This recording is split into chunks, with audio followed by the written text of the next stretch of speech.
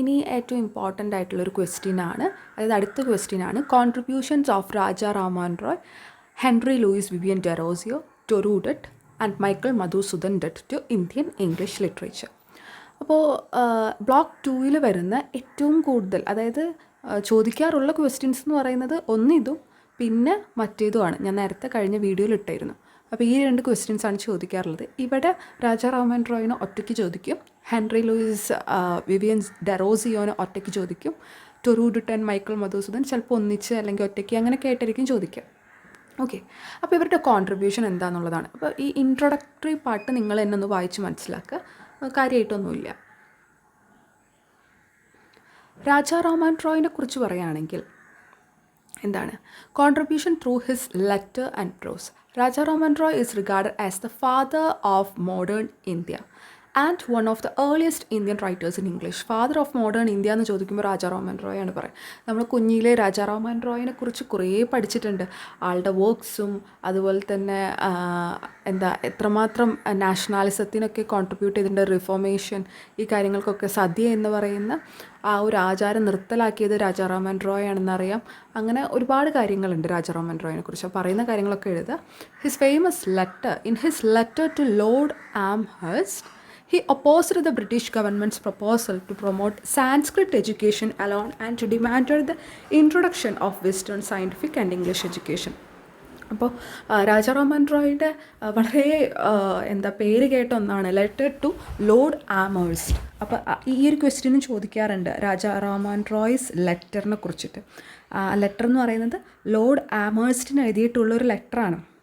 അപ്പോൾ അതിലെന്താ പറയുന്നത്, ഈ ബ്രിട്ടീഷ് ഗവൺമെൻറ് സാൻസ്ക്രിറ്റ് എഡ്യൂക്കേഷൻ തുടക്കത്തിൽ പ്രൊമോട്ട് ചെയ്യാൻ വേണ്ടി വന്നിരുന്നു. അപ്പോൾ രാജാ രാമൻ റോയ് അങ്ങനെ ഒരു കേട്ടുകേൾവി ഉണ്ടായിരുന്നു. ആ ഒരു സമയത്ത് തന്നെ റോയ് എന്ത് ചെയ്തു, അതിൻ്റെ ആവശ്യമില്ല എന്ന് പറഞ്ഞിട്ടാണ് ലോർഡ് ആംഹേഴ്സ്റ്റിന് ലെറ്റർ എഴുതുന്നത്. Instead of that western education കൊണ്ടുപോയോ പ്ലീസ് എന്ന് പറഞ്ഞിട്ട് കെഞ്ചാണ്. ഞങ്ങളുടെ വേണമെങ്കിൽ എന്ത് വേണമെങ്കിലും, ലൈക്ക് ഒരു കോളേജൊക്കെ ഉണ്ടായിരുന്നു, ആ കോളേജ് നിങ്ങൾ വേണമെങ്കിൽ എടുത്തോ, എന്നിട്ട് ഞങ്ങൾക്ക് വെസ്റ്റേൺ എഡ്യൂക്കേഷൻ കൊണ്ടുപോകാമെന്ന് പറഞ്ഞിട്ടായിരുന്നു ഈ ലെറ്ററിൽ റോയ് പറഞ്ഞിരുന്നത്. ഓക്കെ, കാരണം വെസ്റ്റേൺ എഡ്യൂക്കേഷൻ കൊണ്ടുവന്നാലേ ഞങ്ങൾക്ക് എന്തെങ്കിലും കാര്യമുള്ളൂ, സാൻസ്ക്രിറ്റ് ഒന്നും പഠിച്ചിട്ട് ഒരു കാര്യവും ഇല്ല എന്ന് പറയുന്നൊരു ലെറ്ററാണിത്.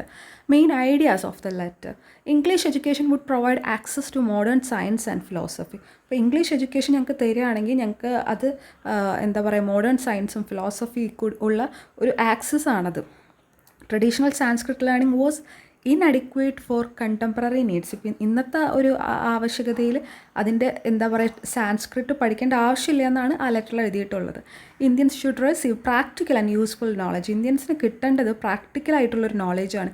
English would help India progress socially and intellectually. അപ്പോൾ ഞങ്ങളെ കുറച്ചും കൂടെ മുൻപന്തിയിൽ എത്തിക്കണമെങ്കിൽ ഞങ്ങൾക്ക് ഇംഗ്ലീഷ് വേണം എന്ന് പറഞ്ഞിട്ടുള്ളൊരു ലെറ്ററാണ്.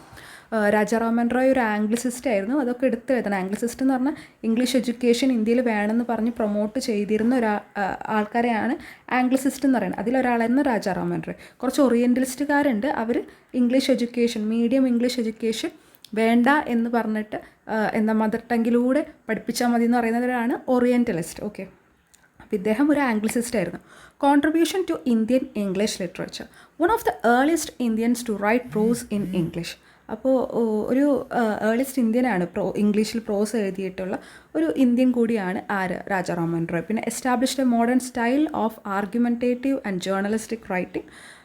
പിന്നെന്താണ് used English to advocate social reforms, founded the Brahmo Samaj, campaigned against sati, child marriage and caste discrimination. His essays and letters introduced rationalism and liberal thought into Indian literature. അപ്പോൾ ആളെന്തായിരുന്നു, സോഷ്യൽ റിഫോംസിൻ്റെ മുൻപന്തിയിൽ നിന്നിരുന്ന ഒരാൾ, ബ്രഹ്മസമാജ് കണ്ടുപിടിച്ച ഒരാൾ, സതിക്കെതിരെ നിന്ന ആൾ, ചൈൽഡ് മാരേജിന് എഗെയിൻസ്റ്റ് നിന്ന ആൾ, caste discrimination against നിന്ന ഒരാളായിരുന്നു രാജാ രാമൻ റോയ്. അതുപോലെ തന്നെ ആളുടെ എസ്സേസും ലെറ്റേഴ്സൊക്കെ എടുത്തു നോക്കിയാൽ കാണാം വളരെ ലിബറൽ ആയിട്ടുള്ളൊരു തോട്ടായിരുന്നു Raja Raman റോയുടേത്.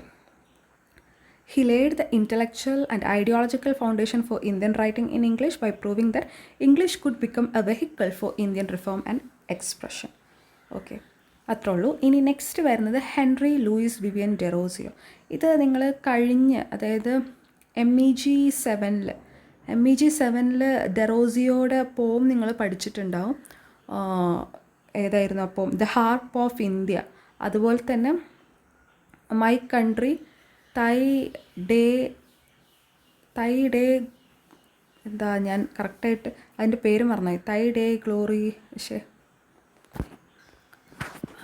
My country in thy day of glory past. Okay അങ്ങനെ 2 പോംസ് ഡെറോസിയോയുടെ ഉണ്ട്. നിങ്ങൾക്ക് അതിൻ്റെ തീമൊക്കെ അറിയായിരിക്കും. അപ്പോൾ അതൊക്കെ എഴുതുക, ഇതിൽ കൂടെ അതൊക്കെ ഇൻക്ലൂഡ് ചെയ്യാൻ ശ്രമിക്കുക. ആ ഒരു my country in the thy day of glory past എന്നുള്ളതിൻ്റെ വേറൊരു പേരാണ് to India my native land എന്നുള്ളത്. Okay, so Henry Derozio is considered the first Indian poet in English and the leader of Young Bengal movement.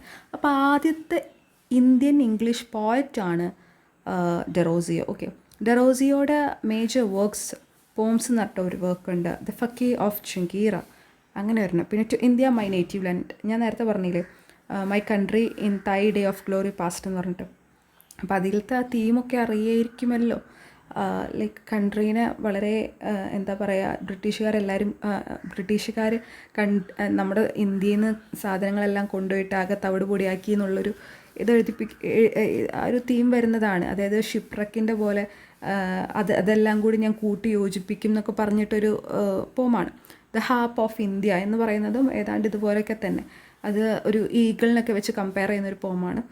ഇപ്പോൾ പണ്ട് India wings ഒക്കെ ആയിട്ട് പറഞ്ഞിരുന്നു, ഇപ്പോൾ അതിൻ്റെ വിങ്സ് ചെയിൻ കൊണ്ട് കെട്ടി വെച്ചേക്കുന്നു എന്നൊക്കെ പറഞ്ഞിട്ടുള്ളൊരു പോമാണ് ദ ഹാപ്പ് ഓഫ് ഇന്ത്യ. അപ്പോൾ അതിൻ്റെ തീമൊക്കെ എഴുതാൻ പറ്റുമെങ്കിൽ അത്രയും better. Contribution. Pioneer of Indian English poetry, introduced romanticism in to Indian English literature.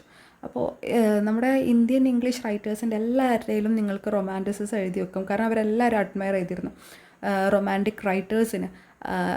ആ ഒരു എന്താ പറയുക തീം ഇവരുടെ പോംസിലും അതുപോലെ തന്നെ എല്ലാ വർക്കുകളിലും കാണാൻ സാധിക്കും. Influenced by Byron, Shelley and Keats. National consciousness to India my native land expresses grief over India's lost glory. His poems inspired patriotic feelings. ഡെറോസിയോനെ കുറിച്ച് പറയുകയാണെങ്കിൽ ആൾ കംപ്ലീറ്റ് ഇന്ത്യൻ അല്ല, ഹാഫ് ഇന്ത്യനാണ്, യുറേഷ്യൻ ആണെന്ന് തോന്നുന്നുണ്ട് ഹെൻറി ലൂയിസ് വിവിയൻ ഡെറോസിയോ. എന്നിട്ടും ഇന്ത്യനോടുള്ള ആളുടെ ആ ഒരു സ്നേഹം അത് ഭയങ്കര വലുതാണ്. The harp of India symbolizes the neglected state of Indian literature and culture. Significance. Derozio is often called the father of Indian English poetry because he gave Indian themes a voice in English words. ഇനി next വരുന്നത് ടൊറു ഡട്ടാണ്. ടൊറു ഡട്ട് എന്ന് പറയുന്നത് earliest most remarkable women റൈറ്റേഴ്സിൽ ഒരാളാണ് ടൊറു ഡട്ട്. Indian English ലിറ്ററേച്ചറിൽ ടൊറു ഡട്ടിൻ്റെ എന്താ പറയുക, പല വർക്ക്സും നിങ്ങൾക്ക് സീത എന്ന് പറഞ്ഞിട്ടൊരു വർക്ക് ഉണ്ട്, നല്ല വർക്കാണ്. അതിൽ ടൊറു ഡട്ട് സിബ്ലിങ്സിനായിട്ട് ഇരുന്നിട്ട് അമ്മയുടെ കഥ കേൾക്കുന്നൊരു വർക്ക്. പിന്നെ ഏതാണ് അവർ കസൂറിനോ ട്രീ എന്ന് പറഞ്ഞിട്ടൊരു വർക്കുണ്ട്, അതും ചൈൽഡ്ഹുഡ് മെമ്മറീനെ കുറിച്ച് കാണിക്കുന്നൊരു വർക്കാണ്. ദ ലോട്ടസ് എന്ന് പറഞ്ഞിട്ടൊരു വർക്ക് ഉണ്ട്. അങ്ങനെ നല്ല നല്ല വർക്ക്സ് ഉണ്ട്. കൂടുതലും മെമ്മറീസിനെയാണ് കൂടുതൽ ഫോക്കസ് കൊടുക്കുന്നത്. ടൊറു ഡട്ട് പെട്ടെന്ന് മരണപ്പെട്ടു. ഈ ഡെറോസിയോ പെട്ടെന്ന് മരണപ്പെട്ട ഒരു വ്യക്തിയാണ്. ടൊറു ഡട്ട് ഒരു 22 ഏജിലാണ് 21 at the age of 21 or 22. Derozio അതെ 21, 22 ആ ഒരു ഏജിൽ തന്നെയാണ് ഡെറോസിയോ മരണപ്പെട്ടത്. അപ്പോൾ അതൊക്കെ എഴുതാം. ഇപ്പോൾ ഇവർക്കൊന്നും അധികം കോൺട്രിബ്യൂട്ട് ചെയ്യാൻ പറ്റിയില്ല, കാരണം ചെറിയ പ്രായത്തിൽ തന്നെ ഇവർ മരണപ്പെട്ടവരാണ്. അപ്പോൾ അതിനുള്ളിൽ ഇവർ ചെയ്ത് വെച്ചിട്ടുള്ള കാര്യങ്ങളാണ് ഇപ്പോൾ നമുക്ക് പഠിക്കാനുള്ളത്. So come to the point. Toru Dutt പിന്നെ ടൊറു ഡട്ടിൻ്റെ ഫാമിലി മൊത്തം നന്നായി വരക്കുന്നവരെന്നാണ് പറഞ്ഞു വരുന്നത്, എഴുതുന്നവർ തന്നെയാണ്. അതുകൊണ്ട് ഡെറ്റ് ആൽബം എന്നൊക്കെ പറഞ്ഞിട്ട് ഒരു ആൽബമൊക്കെ ഉണ്ട്, അതിൽ അവരുടെ റൈറ്റിങ്സ് ഇൻക്ലൂഡ് ചെയ്തിട്ടുള്ളത്. ടൊറു ഡട്ട് എവിടെയാണ്? Major works: A sheaf gleaned in French field, ancient ballads and legends of Hindustan, Bianca or the young Spanish maiden, Le Journal de Mademoiselle d'Hours, Introduction of Indian mythology, reinterpreted stories from the Ramayana and Mahabharata എന്ന് stories എഴുതിയിട്ടുണ്ട്. സാവിത്രി, ലക്ഷ്മൺ, സീത, ഇതൊക്കെ. Combined Indian themes വിത്ത് European romantic techniques. അപ്പോൾ Indian തീമാണ്, like Ramayana Mahabharatam എന്നൊക്കെ പറയുമ്പോൾ Indian തീമാണ്, പക്ഷേ European romantic techniques ആണ് അതിൽ use ചെയ്തിട്ടുള്ളത്. റൊമാൻറ്റിക് ടെക്നിക്സ് എന്ന് പറയുമ്പോൾ കുറച്ചും കൂടെ നേച്ചുറൽ ആയിട്ടുള്ള കാര്യം അതിൽ കാണാൻ സാധിക്കും. Created a bridge between east and west, nature poetry and nostalgia, മൊത്തം അങ്ങനെ തന്നെയാണ്. അവർ casuarina tree express memory loss and love for homeland. സിബ്ലിങ്സും പെട്ടെന്ന് മരിച്ചു, അതിന് ശേഷമാണ് ടൊറൂഡട്ട് മരിച്ചത്. അപ്പോൾ ആ ഒരു സമയത്താണ് അവർ കസൂറിന ട്രീ എഴുതുന്നത്.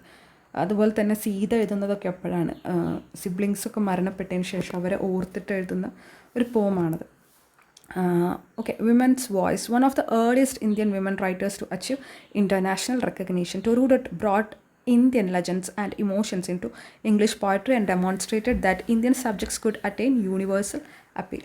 ഇനി നെക്സ്റ്റ് വരുന്നത് മൈക്കിൾ മധുസൂദൻ ഡട്ട് ആണ്. Michael Madhusudan Dutt was a great poet and dramatist. ഇപ്പോൾ ടൊറൂഡട്ടിനെ കുറിച്ച് ചോദിച്ചാലും ഡെറോസിയനെ കുറിച്ച് ചോദിച്ചാലും രാജാറാമൻ റോയിനെ കുറിച്ച് ചോദിച്ചാലും ഒരുപാട് എഴുതാനുണ്ടാവും. മൈക്കിൾ മധുസൂദൻ ഡട്ടിനെ കുറിച്ച് ചോദിച്ചാൽ കുറച്ച് പണിയിരിക്കും.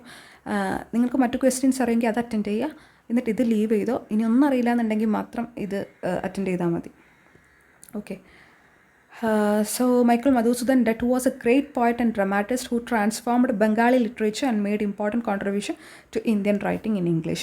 ആളുടെ major works the captive lady, visions of the past.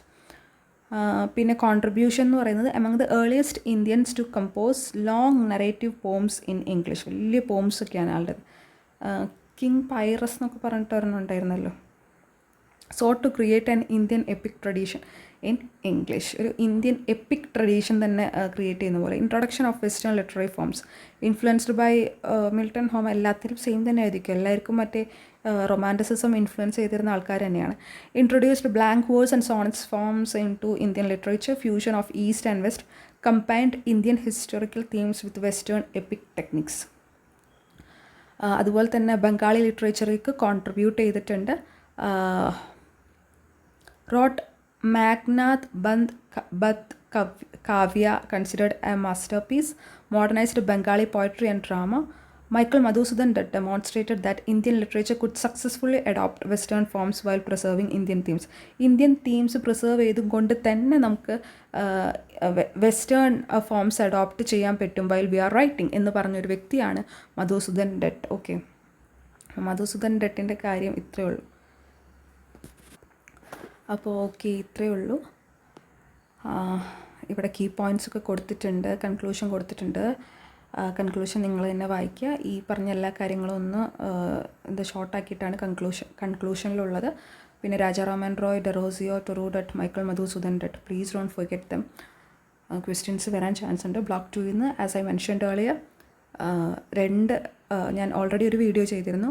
ആ ക്വസ്റ്റ്യൻ ഒട്ടുമിക്ക ക്വസ്റ്റ്യൻ പേപ്പറിൽ ഉണ്ടാവാറുണ്ട്. പിന്നെ ചോദിക്കുന്നത് ഇവരിൽ ആരെങ്കിലും എടുത്തിട്ട് ചോദിക്കും. ഇതിൻ്റെ അപ്പുറം ബ്ലോക്ക് 2 ക്വസ്റ്റ്യൻസ് ഇതുവരെ ഞാൻ കണ്ടിട്ടില്ല. Okay, so yeah, thank you.